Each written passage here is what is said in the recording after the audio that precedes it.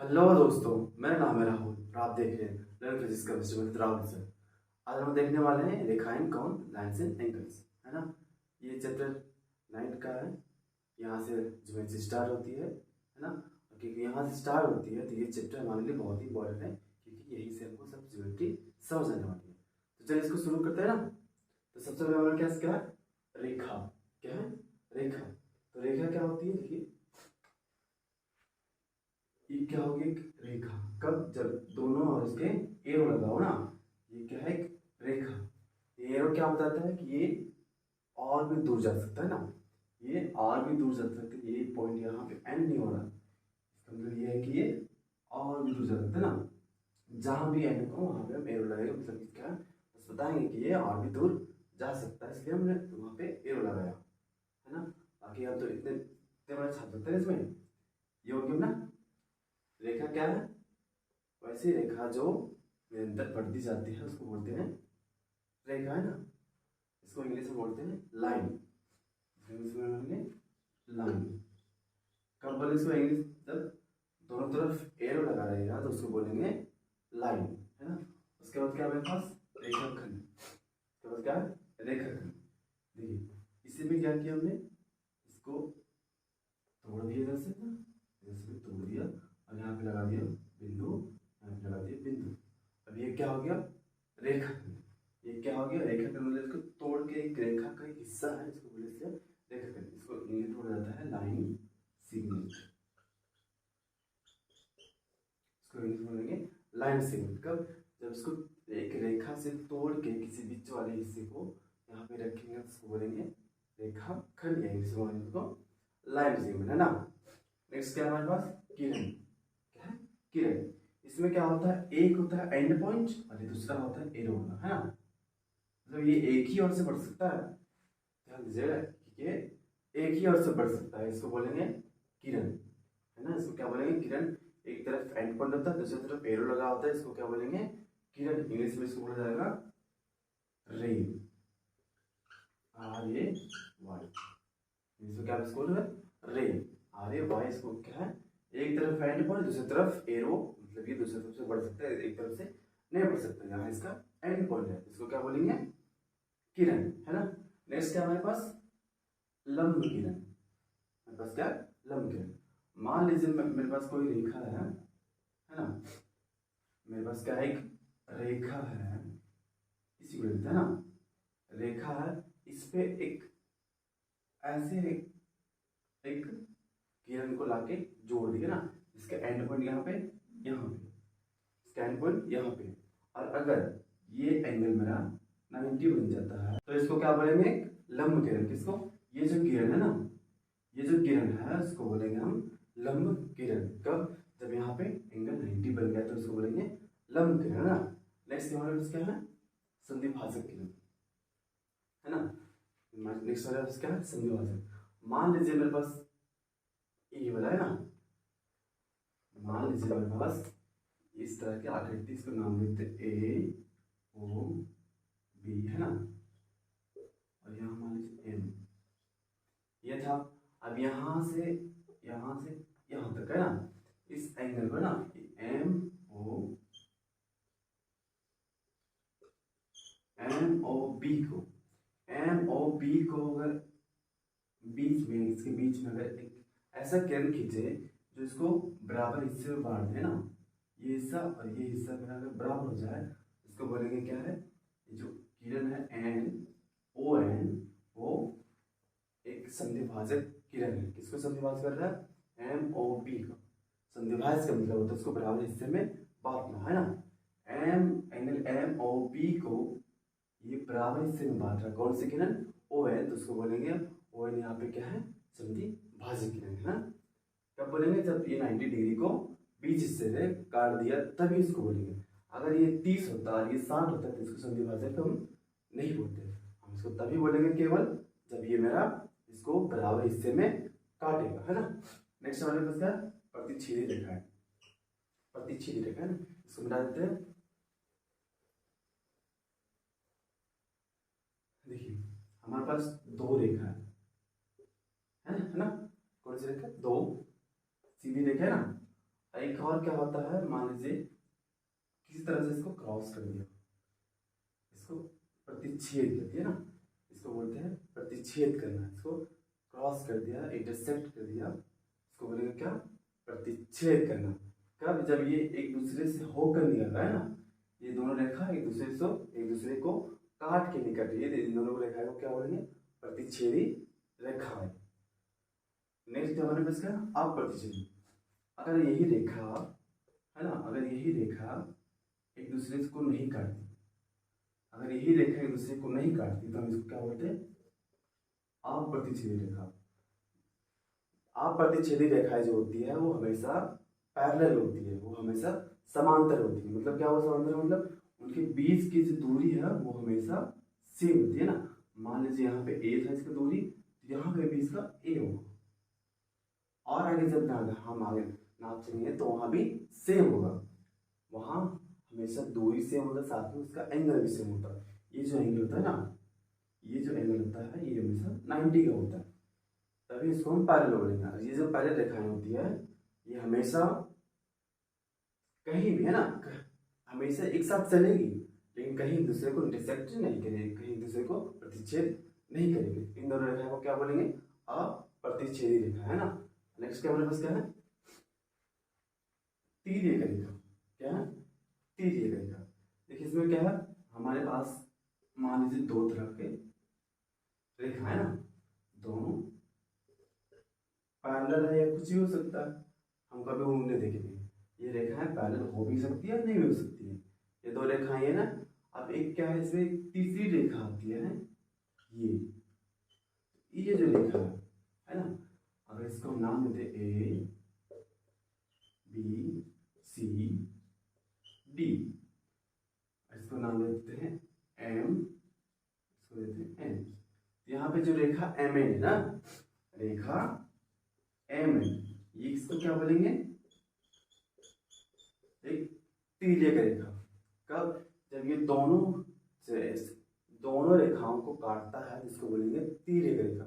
जब एक रेखा दूसरे रेखा को काट रही थी तो तब हम क्या बोलते हैं, प्रतिच्छेदी रेखाएं। अब यहाँ क्या है, दो रेखाओं को एक तीसरी रेखा काट रही है, जिसको बोलेंगे हम तिर्यक रेखा, है ना।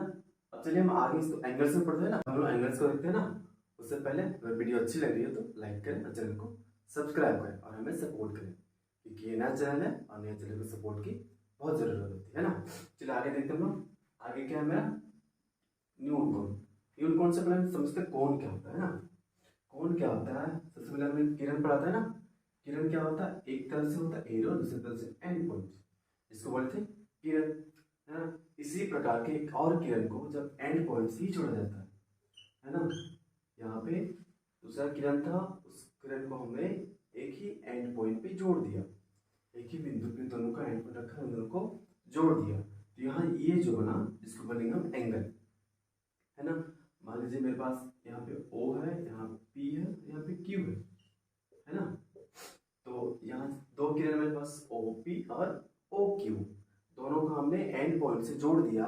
जोड़ने के बाद ये जो एंगल बना, ये इसको क्या बोलेंगे हम, एंगल बोलेंगे। क्या बोलेंगे इसको, एंगल, या हिंदी में बोलेंगे इसको कोण, है ना। अब यहाँ देखिए सबसे पहले न्यून कोण।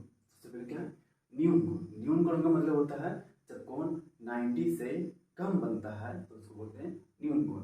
जैसे यहाँ पे मेरा क्या है, 90 या फिर 90 से कम बना है, यहाँ भी मेरा 90 से कम बना है। 90 क्या होता है, देखिए 90 हम इसको तब बोलेंगे जब ये स्ट्रेट हो ना, जब ये स्ट्रेट हो, इसको बोलेंगे 90। तो ये 90 से कम है ना, तो इसको क्या बोलेंगे हम, न्यून कोण। क्या बोलेंगे इसको, न्यून कोण। देखिए नेक्स्ट क्या बना बस, समकोण। क्या है, समकोण। वही समकोण क्या है, जब दो किरण को इस प्रकार जोड़ा गया है कि उसके बीच का ये जो बन रहा है ना, इसके कितना है 90, ये कितना है 90। जब एंगल मेरा 90 का बनता हो तो इसको क्या बोलेंगे, समकोण। क्या बोलेंगे इसको, समकोण। कब, जब दो किरण को इस प्रकार मिला कि यहाँ मेरा 90 डिग्री का एंगल बन गया तो उसको बोलेंगे हम समकोण। नेक्स्ट क्या है मेरे पास, अधिक कोण। नेक्स्ट क्या है, अधिक कोण। चलिए देखते हैं इसको। फिर से हमारे पास क्या है, किरण है ना। इस बार क्या है, किरण को 90 से ज्यादा ले जाना है, किरण को 90 से ज्यादा ले जाना है। यहाँ मेरा अब 90 से ज्यादा बन रहा है, देखिए वहां पे, देखिए वहां 90 था, 90 से मेरा ज्यादा बन रहा है। इसको कौन सा कौन बोलेंगे, इसको बोलेंगे हम अधिक को, बोलेंगे हम अधिक को। कब, जब ये एंगल मेरा 90 से ज्यादा बन रहा है ना। नेक्स्ट क्या हमारे पास, चलिए देखते हैं। नेक्स्ट है रेजिको। क्या है, रेजिको। रेजिको क्या होता है, जब एंगल मेरा एग्जैक्टली 180 का बनता है, जब एंगल मेरा एग्जैक्टली 180 डिग्री का बनता है तो उसको बोलेंगे रेजिको। देखिए यहाँ पे मेरा एक किरण था, मान लीजिए यहाँ पे O है, यहाँ मेरा M है, यहाँ पे मेरा N है ना। दो किरण को हमने इस सेम एंड पॉइंट पे जोड़ दिया है ना, इसका यहाँ O पे जोड़ दिया। अब यहाँ पे जो एंगल बना, अब यहाँ पे एक एंगल ऐसे बन सकता है, या फिर हम नीचे से ले सकते हैं, है ना, नीचे से ले सकते हैं या फिर ऊपर से ले सकते हैं। अब ये क्या है, ये एंगल जो बना है वो एग्जैक्टली 180 का बनता है। कब, जब ये किरण बन जाता है ना, जब ये किरण बन जाता है तो यहाँ एंगल 180 का बनता है, तो इसको क्या बोलेंगे हम, रेजिको। क्या बोलेंगे इसको, रेजिको। कब, जब एंगल मेरा एग्जैक्टली 180 का बने तो उसको बोलेंगे हम रेजिको, है ना। अच्छा आगे देखते हैं, आगे क्या हमारे पास, प्रतिवर्ती कोण। आगे क्या है, प्रतिवर्ती कोण। पहले तो हमने लिए किरण ना, इसका ए हेड, ये टेल। अब क्या है, जब एंगल मेरा 180 से ज्यादा बन जाए, जब एंगल मेरा 180 से ज्यादा बन जाए, है ना, ये एंगल लेंगे हम, ये नहीं, ये तो 90 से, ये 180 से कम हो जाएगा ना, ये एंगल लेंगे। तो ये एंगल अब मेरा क्या हुआ, 180 से ज्यादा हो गया। आज 180 कब था, जब हम ये एंगल था ना, एक स्ट्रेट था पूरा, जब ये स्ट्रेट था तो यहाँ एंगल कितना बना था, 180। अब क्या, इसको और ज्यादा नीचे कर दिए तो मतलब और ज्यादा एंगल बन गया।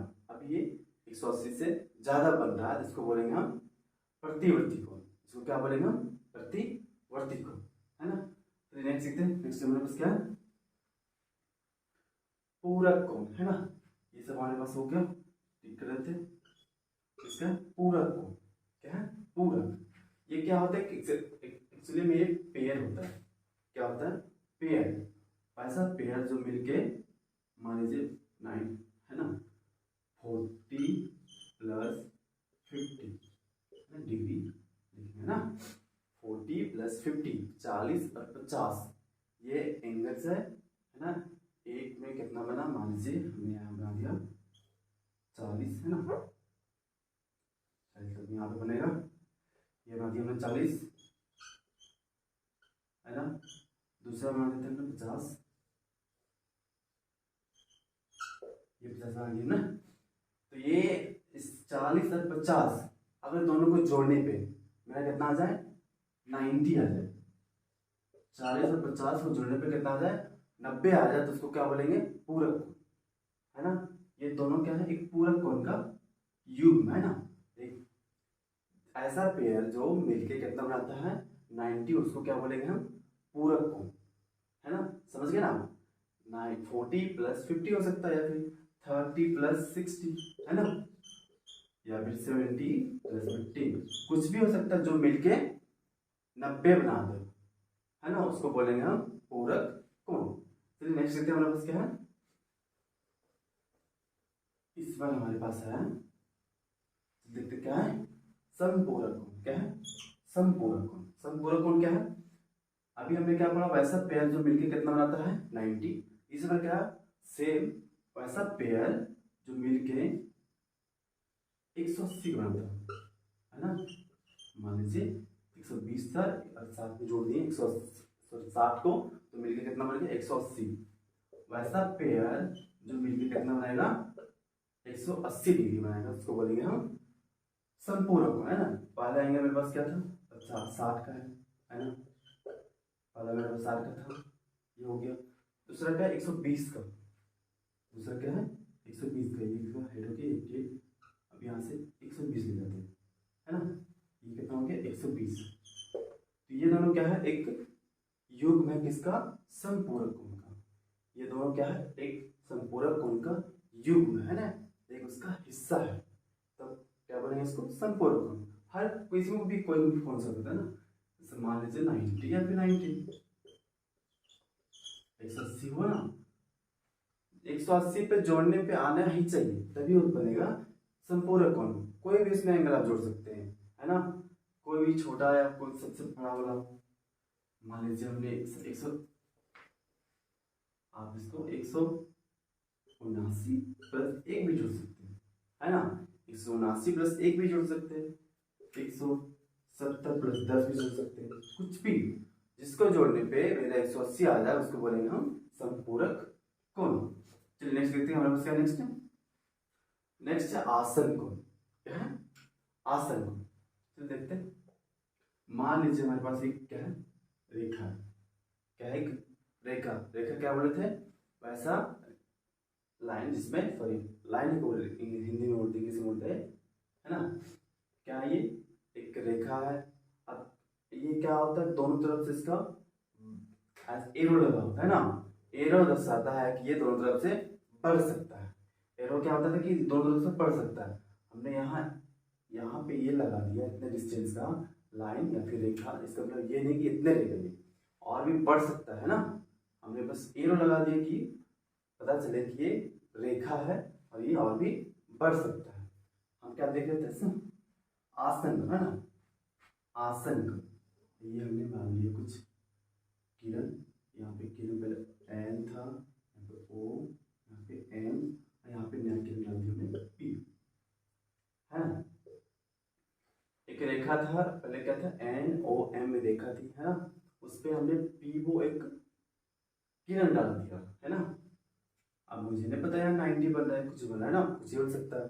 अब यहाँ पे हमने किरण डाल दिया, अब यहाँ पे मेरे दो एंगल्स बन रहा है ना, देखिए एंगल्स को लिखा कैसे जाएगा, एक यहाँ एंगल बना, ये बना है ना, तो इसको कैसे लिखेंगे, इस एंगल को, देखिए यहाँ से यहाँ बना ना, यहाँ से यहाँ मेरा एंगल बन रहा है, इसको लिखेंगे कैसे, देखिए पहले लिखेंगे यहाँ पे है ना पी, इसके बाद यहाँ से यहाँ आएंगे ओ, इसके बाद यहाँ से यहाँ एम, तो कैसे पी ओ एम, इस एंगल को ना, इस वाले का एंगल कैसे लिखे, यहाँ पे लिखे, इसको क्या बोलेंगे, angle P O M, angle P O M, है ना। और यहाँ पे इसको कैसे लिखेंगे हम, पी ओ एन, इसको लिखेंगे पी ओ एन, है ना। अभी क्या है कि दोनों एंगल्स के बीच में एक सेम किरण है ना, जो कॉमन किरण है, जो उभयनिष्ठ किरण है, उसको बोलेंगे, अगर इन दोनों एंगल्स के बीच में, अगर इन दोनों एंगल्स के बीच में एक उभयनिष्ठ किरण होता है,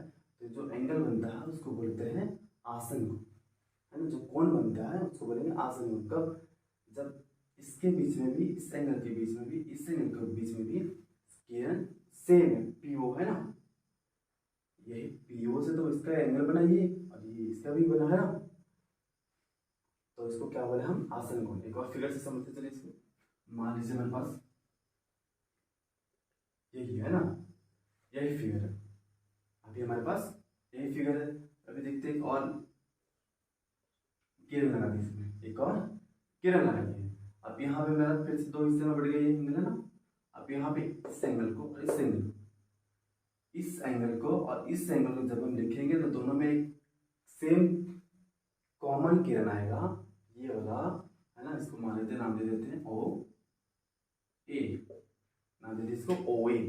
तो ये जो किरण है ये दोनों एंगल्स की तरफ में कॉमन है, तो इसी कॉमन किरण के चलते, इसी कॉमन किरण के कारण इसको हम बोलेंगे आसन कोण। किन किरण को, किन कोण को, पी ओ ए, है ना, पी ओ ए को और ए ओ एम को, एंगल ए ओ एम को, ये दोनों क्या है, आसन कोण। कब, जब इनके बीच में एक कॉमन किरण है तभी इसको बोलेंगे ना हम। अगर इसको आप बोलिएगा, देखिए ये है ना, जब हम एंगल्स की बात करेंगे, देखिए यहाँ पे कंफ्यूजन आता है, उसको दूर करते हैं ना। मान लीजिए एन ओ पी की बात करते हैं, एंगल एन ओ पी, यहाँ पे भी मेरा एंगल बन रहा है ना, यहाँ पे भी मेरा एंगल बना और यहाँ पे भी एंगल बना, एंगल ए ये लिया हमने, दूसरा एंगल ये लिया, इनके बीच में कोई ऐसी किरण नहीं जो कॉमन है ना, यहाँ एक और एंगल बन रहा है, उस एंगल को हमने छोड़ दिया। अब ये एक दूसरे से आसन कोण नहीं बनाएगा, आसन कोण तभी बनेगा जब एक किरण दोनों में समान रहे, कॉमन रहे, उभयनिष्ठ रहे, तभी ये बनेगा ना। और फिर से इसको समझते हैं। हमारे पास क्या था, एक रेखा थी है ना, एक रेखा थी, मान लीजिए इस पे हम किरण डाल दिए, ये रेखा ए बी थी, यहाँ पे ओ है, जहाँ पे मिला ये मान लिया पी है ना, ये हमने क्या मान लिया पी। अब पहले से ए बी था है ना, इस पे हमने किरण डाल दिया पी ओ। अब यहाँ पे मेरा एक इधर एंगल बन गया, एक इधर एंगल बन गया है ना। अब इसको बोलेंगे हम आसन कोण। क्यों? क्योंकि दोनों इसी किरण के चलते अलग हुआ है ना, दोनों इसी किरण के चलते अलग हुआ है, इसको बोलेंगे, इसलिए इसको आसन कोण। इसको इंग्लिश में बोलते हैं एडजेसेंट है ना, मतलब एक दूसरे से बगल वाले, यहाँ से यहाँ वाले को। यहाँ पे एक और किरण अगर डाले हम, ये डाल दिया मैं, एक और किरण हमने यहाँ पे डाल दिया, तो यहाँ क्या बना, अब मेरे पास तीन एंगल से बन रहा है, एक ये बन गया, दूसरा ये बन गया, तीसरा ये बन गया। अब क्या हुआ, क्या इसको इसको बोलेंगे ये एंगल, ये एंगल है ना, इसको अगर हम बोलते हैं एंगल ए स्मॉल लगाते हैं, एंगल ए, इसको एंगल बी, तो एंगल ए और एंगल बी, ये अभी मेरा आसन कोण है, क्योंकि इन दोनों के बीच में मेरा ओ पी कॉमन है, ओ पी मेरा कॉमन है। अब इसको देखते हैं ना, इसको मान लेते हैं हम ए एंगल सी, इसको क्या मान लिए एंगल सी, तो मिला देते हैं,